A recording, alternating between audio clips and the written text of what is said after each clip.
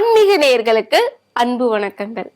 இன்றைய ஆன்மீக பதிவுல நம்ம பார்க்கக்கூடிய தெய்வம் பலருக்கும் பிரசித்தி பெற்ற ஒரு தெய்வத்தை பற்றி தாங்க. கடந்த பல பதவிகளாவே நம்ம இந்த காவல் தெய்வங்கள், ஊர் எல்லை தெய்வங்கள், கிராமத்து தேவதைகள் இவர்களை பற்றி பார்த்துட்டு வரோம். அந்த வரிசையில இன்று நம்ம பார்க்கக்கூடிய தெய்வமும் எல்லோருக்கும் பிடித்தமான ஒரு காவல் தெய்வம். அவங்களை பற்றி தான். ஒரு பெண்ணாக பிறந்து இவங்க எப்படி காவல் தெய்வமாக அனுகரித்தாங்க, அது மட்டும் இல்லாம இவங்களுக்கு மட்டும் ஏன் எல்லா எல்லைகளிலுமே கோவில்கள் இருக்கு, இவங்களை நம்ம வணங்குறதுனால என்னென்ன பலன்கள் நமக்கு கிடைக்கும் அப்படின்றத இந்த பதிவுல பார்க்கலாம். இவங்களை பற்றி நம்ம சுருக்கமா சொல்லணும் அப்படின்னா எல்லாத்துக்குமே இந்த தெய்வம் பிரசித்தி பெற்றவங்க தாங்க. ஆனா இவங்க பலருமே பாத்தீங்கன்னா வேட்டையாடி கொன்ற ஒரு அம்மன் அப்படின்னு இந்த பேருமே இருக்கு. அது மட்டும் இல்லாம இந்த அம்மனை நம்ம வணங்குறதுனால குழந்தை வரம் கிடைக்கும். அதாவது குழந்தை வரம் இல்லாதவர்கள் இவங்களை தேடி சென்று வழிபட்டோம் அப்படின்னால குழந்தை வரம் கிடைக்கும் அப்படின்னு சொல்றாங்க. அது மட்டும் இல்லாம எல்லையில கோவில் இவங்க இருக்கிறாங்க அப்படின்னா அந்த இடத்திற்கு சென்று நம்ம வழிபட்டோம் அப்படின்னும் போது தீய சக்திகள் எதுவுமே இவங்களை அண்டாது. அதாவது இவங்களை எல்லையில இருக்கக்கூடிய இடத்துல மட்டும் தேடி சென்று வழிபடுறவங்களுக்கு தீய சக்திகள் எதுவுமே அண்டாது அப்படின்னு சொல்லுவாங்க. இதை பற்றியுமே உங்களுக்கு தெரிஞ்சுக்க நம்ம இன்று யாரை பற்றி பார்க்க போறோம் அப்படின்னு சொல்லிட்டு, ஆமாங்க, படைவேட்டம்மன் அவங்களை பற்றிதான் இந்த பதிவில் நம்ம பார்க்க போறோம். வாங்க பார்க்கலாம். பல்லாயிரம் ஆண்டுகளுக்கு முன்னாடி வாழ்ந்துட்டு இருந்த ஒரு அரசருக்கு பாத்தீங்கன்னா பல ஆண்டுகளாக குழந்தை வரம் இல்லாம இருந்துட்டு வந்தாரு. என்னதான் பேரு புகழ் இருந்தாலும் ஒரு நம்பருக்கு அடுத்து இந்த அரண்மனை கட்டி காக்குவதற்கு ஒரு குழந்தை இல்லாம போய்விட்டது அப்படின்னு சொல்லிட்டு அந்த அரசர் ரொம்பவே வருத்தப்பட்டிருக்காரு. அப்போ பாத்தீங்கன்னா இவங்க மிகப்பெரிய சிவன் அவங்களுடைய பக்தர். இவங்க சிவபெருமானுடைய பக்தரா இருக்கிறதுனால தினமும் வேள்வி பூஜைகள், யாக பூஜைகள் செய்து வழக்கமா வைத்துட்டு வந்திருக்காரு. அப்போ ஒரு முறை யாகசால பூஜைகள் நடத்தும் போது என்ன ஆகும்னா, அவங்க முன்னாடி பாத்தீங்கன்னா சிவபெருமான் தோன்றுவாரு.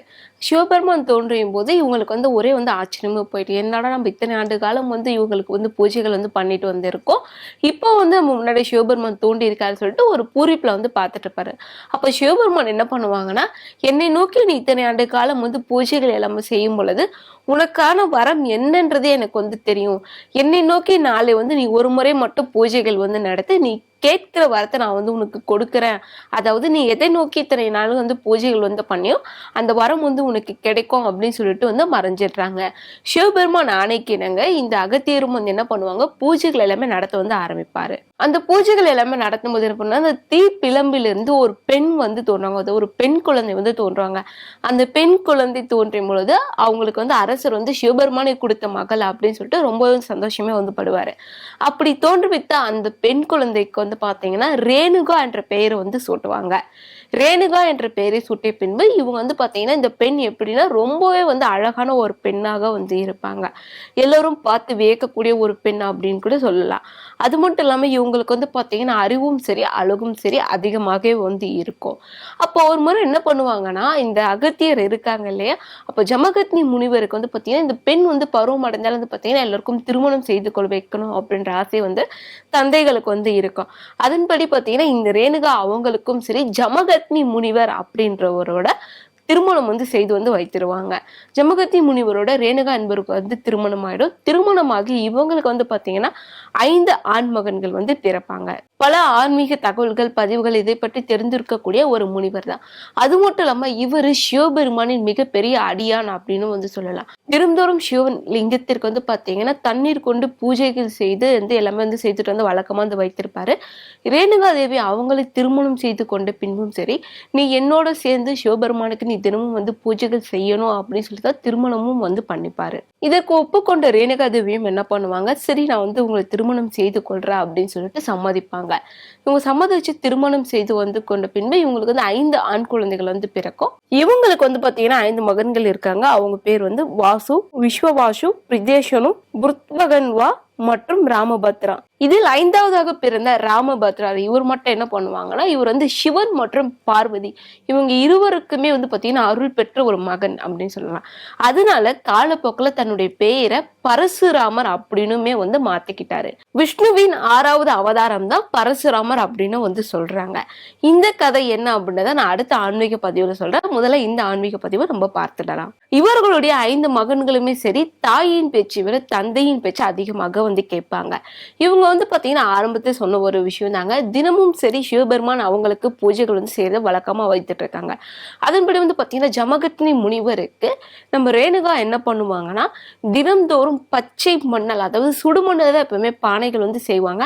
ஆனா சுடுமண்ணில் செய்வதற்கு முன்னாடி பச்சை மண் இருக்கு இல்லைங்களா, அந்த மணலை, இந்த மணலை வந்து பாத்தீங்கன்னா பச்சையாகவே சரி அங்க இருக்கக்கூடிய தண்ணீரை வந்து கொண்டு பானை செய்து அருகில் ஓடக்கூடிய பாம்பை வந்து தலையில சுற்றி அந்த பாம்பின் மீது இந்த பானையை வைத்து எடுத்துட்டு வந்து வருவாங்க. ஒரு முறை வந்து பாத்தீங்கன்னா இப்படி எடுத்துட்டு வந்து வரும் பொழுது அருகே வந்து ஒரு ஆண்மகனின் நிழல் வந்து தெரிஞ்சிருக்கு. அதாவது இவங்க வந்து ஒரு முறை வந்து மணல் எடுக்க போகும் பொழுது அந்த பானை செய்து கொண்டிருக்கும் பொழுது அந்த நதியில வந்து ஒரு ஆண் மகனினோட உருவம் வந்து தெரிஞ்சிருக்கு. அந்த உருவம் தெரிஞ்ச பின்பு நின்று வந்து யாருன்னு வந்து பாக்குறாங்க. அது பார்த்த பின்பு வந்து பாத்தீங்கன்னா இந்த மணல் கொண்டு பானை செய்து தண்ணி நிரப்பி எடுத்துட்டு வந்து ஜமகத்தி முனிவர் கிட்ட வரும்பொழுது வந்து பாத்தீங்கன்னா இந்த பானை வந்து கரைஞ்சி வந்து போயிடும். அப்ப வந்து ஜமகத்தி முனிவர் வந்து கேட்கிறாரு, என்ன இது இத்தனை நாட்கள் இல்லாம இன்னைக்கு மட்டும் ஏன் பானை வந்து இப்படி வந்து கலைஞ்சு போயிடுது அப்படின்னு சொல்லிட்டு ஜமகத்தி முனிவர் வந்து கேட்கிறாரு. அதுக்கு ரேணுகாதேவி வந்து என்ன சொல்லுவாங்கன்னா, இல்லையே நான் வந்து எப்பவும் போலதான் வந்து எடுத்துட்டு வந்து வந்தேன், இன்னைக்கு என்னன்னு தெரியல, அதுக்கான காரணம் வந்து எனக்கு தெரியல அப்படின்னு சொல்லிட்டு சொல்லிடுவாங்க. அப்ப ஜமகத்தி முனிவர் தன்னுடைய ஞான கண்களால வந்து சிந்திச்சு வந்து பாக்குறாரு. அப்ப அதுக்கான காரணங்கள் என்ன அப்படின்னா, இவங்க வந்து ஒரு ஆற்றங்கரையில் நின்று பார்த்துட்டு இருந்தாங்க இல்லையா, இந்த ஆண்மகன் யாரு அப்படின்னு சொல்லிட்டு மற்ற ஆண்மகன் இவங்க பார்த்ததுனால அந்த தவம் வந்து கலைஞ்சிட்டதா வந்து சொல்லுவாரு ஜமகத்தி முனிவர். நீ மற்றவர்களை வந்து பற்றி எப்படி வந்து நினைக்கலாம் நான் இருக்கும் பொழுது அப்படின்னு சொல்லிட்டு தவறுதலா சித்தரித்ததுனால வந்து பாத்தீங்கன்னா இவங்க கோபம் அடைஞ்ச ஜமகத்தி முனிவர் என்ன பண்ணுவாருன்னா, சரி இப்ப வந்து நான் தவத்துல வந்து இருக்கேன், ஆனா என்னால எதுவுமே பண்ண முடியாது, இருந்தாலும் நீ பண்ணது தவறு அப்படின்னு சொல்லிட்டு தன்னுடைய மகன்களை கூப்பிட்டு இந்த தாயின் தலையை வந்து கொய்த வந்து சொல்லிடுறாரு. தலையை வந்து வெட்ட வந்து சொல்லிடுவாங்க. 4 மகன்களும் சரி தாயின் மீது கொண்ட பிரியத்தினால நான் வந்து கொல்ல வந்து மாட்டேன் அப்படின்னு சொல்லிட்டு பின்வாங்கிடுவாங்க. இன்னும் கோபமடைஞ்ச ஜமகத்தி முனிவர் என்ன பண்ணுவாரு, பரசுராமரை வந்து அழைப்பாரு. பரசுராமரை அழைத்து, பா நீ வந்து என்ன பண்ணுவே இது பண்ணுவே எனக்கு தெரியாது, உடனே நீ வந்து உன்னோட தாயின் தலையை வந்து கொய்தணும், அது மட்டும் இல்லாம என்னோட பேச்சை மீறி போன உங்களோட 4 அண்ணன்களையும் சரி நீ வந்து எரித்து சாம்பல் ஆக்கிடணும் அப்படின்னு சொல்லிட்டு வந்து சொல்லுவாரு. தந்தையின் பேச்சுக்கு மறுபேச்சு பேசாத பரசுராமர் என்ன பண்ணுவாரு, தாயின் தலையை வந்து வெட்டுறதுக்காக போவாரு.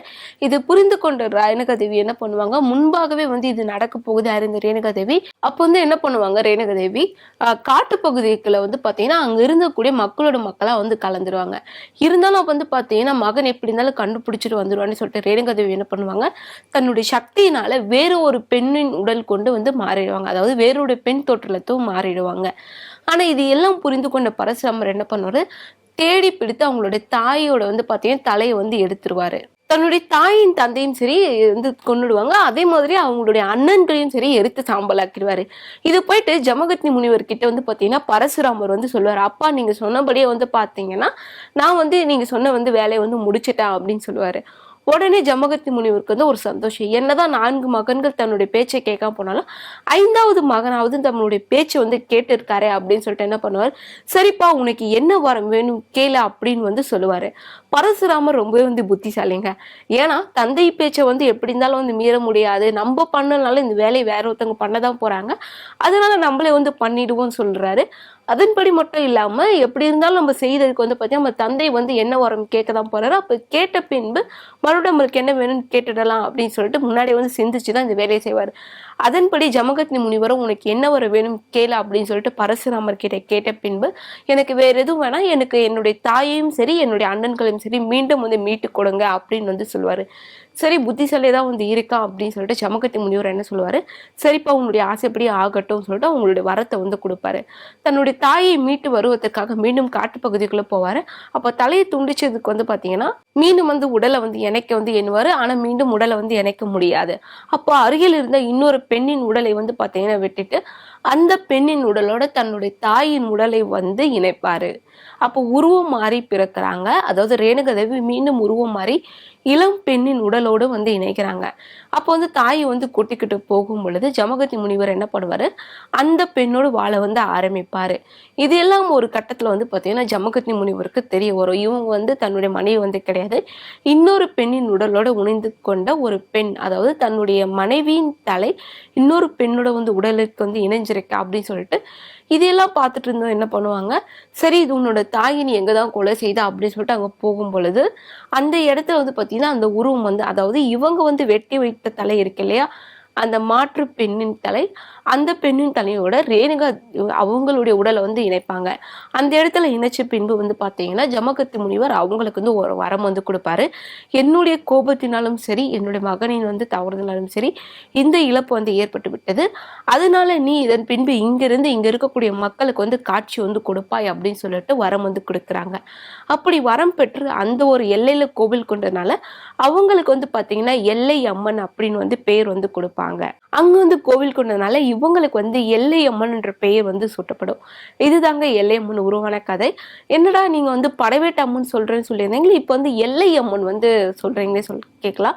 அவங்க இதன் பின்புதான் வந்து பாத்தீங்கன்னா படவேட்டு அம்மன் உருவாக்குறாங்க. அது எப்படி என்றதையும் பார்க்கலாம். இதன் பின்பு என்ன ஆகும்னா, தன்னுடைய படைபலங்கள் வந்து பாத்தீங்கன்னா, அதாவது ரேணுகா தேவி தன்னுடைய மகன்களை வந்து கொல்றதுக்காக வரேன்னு சொல்லிட்டு எந்த இடத்துல போயிருந்தாங்களோ அந்த இடத்துல வந்து பாத்தீங்கன்னா ஒரு போர் வந்து நிகழும். அந்த போரை வந்து பாத்தீங்கன்னா அதிர்நாட்டு அரசனோட போர்களை வீழ்த்தி அங்க இருக்கக்கூடிய மக்களை காப்பாற்றுறதுனால இவங்களுடைய அருள்னால வந்து பாத்தீங்கன்னா, அதாவது சிவபெருமான அருள்னாலும் சரி, அங்க வந்து பாத்தீங்கன்னா தன்னுடைய இத்தனை ஆண்டு காலம் சிவபெருமானுக்கு பூஜைகள் செய்தனாலும் சரி, அவங்க வந்து அங்க வந்து அம்மனா அருள்பாலிக்கிறாங்க. ஒரு இடத்துல படை சூழ்ந்து அருள்பாலித்தனால இவங்களுக்கு படை வீட்டு அம்மன் வந்து சொல்லுவாங்க. காலப்போக்கில் தான் அந்த படை வீடுன்றது பார்த்தீங்கன்னா படவேடா வந்து மாறிடுச்சு. இதுதான் படவேட்டம்மன் உருவான கதை. அது மட்டும் இல்லாம இவங்க வந்து பார்த்தீங்கன்னா ரேணுகா தேவி அம்மனும் வந்து உருவாகுறாங்க. ஆரம்பத்தில் இவங்க வந்து ரேணுகாவா பிறந்து காலப்போக்கில் ஜமகத்ரி முனிவருக்கு மனைவியாக மாறி தான் வந்து இருப்பாங்க. அப்படி இருந்ததுனாலதான் வந்து பாத்தீங்கன்னா இவங்களுக்குமே சரி ஜமகத்தி முனிவர் தன்னுடைய தவறுதலை உணர்ந்து அவங்களுக்கு வந்து வரம் வந்து கொடுப்பாரு. அப்படி வரம் பெற்றதுனால இவங்க வந்து ரேணுகா தேவியாவும் அருள்பாலிக்கிறாங்க. இதுதாங்க ரேணுகா தேவி அம்மன், படைவேட்டம்மன் மற்றும் எல்லையம்மன் உருவான கதை. இந்த ஒரு இடத்துல இருந்ததை வந்து பார்த்தீங்கன்னா 3 தெய்வங்கள் வந்து உருவாக்குறாங்க. இந்த 3 தெய்வங்களுக்குமே வெவ்வேறு சிறப்புகள் வந்து இருக்கு. என்னன்னா, ரேணுகா தேவி அம்மன் வந்து பார்த்தீங்கன்னா மிகவும் சாந்த ஸ்வரூபிணியா வந்து காட்சி வந்து கொடுக்குறாங்க. ஏன்னா ரேணுகா இவங்க வந்து பெண்ணாக அவதரித்த பொழுதும் சரி, தன்னுடைய கணவருடைய கோபத்தினால பயந்துகிட்டு தான் வந்து காட்டுக்குள்ள வந்து போறாங்க. அப்படி பயந்துகிட்டு காட்டுக்குள்ள போனாலும் சரி யாரையும் அவங்க வந்து துன்புறுத்தலை. அதனால இவங்க வந்து மிகவும் சாந்த ஸ்வரூபிணியா வந்து இருக்காங்க. கோபம் அதிகமாக கொண்டவர்கள் ரேணுகா தேவி அம்மனுக்கு சென்று வணங்கி வந்தோம் அப்படின்னும் பொழுது நம்ம எப்பேற்பட்ட கோபமாக இருந்தாலும் சரி அந்த கோபங்கள் எல்லாமே நீங்கிடும். ஒரு அமைதியான சூழல் வந்து நமக்கு வந்து கிடைக்கும். அதாவது தன்னுடைய கோபங்கள் எல்லாமே நீங்கிடும், மன அமைதி வேணும்னு நினைக்கிறாங்க. ரேணுகா தேவி அம்மன் கோவிலுக்கு சென்று வழிபட்டோம் அப்படின்னும் பொழுது கோபங்கள் வந்து நீங்கக்கூடிய வாய்ப்புகள் வந்து அதிகமாகவே இருக்கு. அதே மாதிரி எல்லையில வந்து கோவில் கொண்டு இருக்கிறதுனால எல்லை அம்மனை நம்ம தேடி சென்று வழிபடுறதுனால காத்து கருப்புகள் எதுவுமே நம்மள வந்து அண்டாது அப்படின்னு வந்து சொல்றாங்க.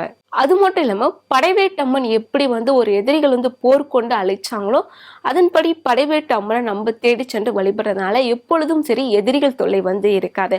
அது மட்டுமின்றி எந்த ஒரு விஷயத்தையும் சரி எளிதாக எதிர்கொள்வதற்கான வாய்ப்புகள் வந்து அதிகமாக நமக்கு வந்து கிடைக்கும். இதுதாங்க இந்த அம்மன்களுக்கு கிடைத்திருக்கின்ற வரம். அது மட்டும் இல்லாம குழந்தை வரம் இல்லாதவங்களை இந்த தெய்வத்துங்களை சென்று நம்ம வழிபட்டோம் அப்படின்னும் பொழுது குழந்தை வரமும் கிடைக்கும் அப்படின்னு வந்து குறிப்பிட்டிருக்காங்க.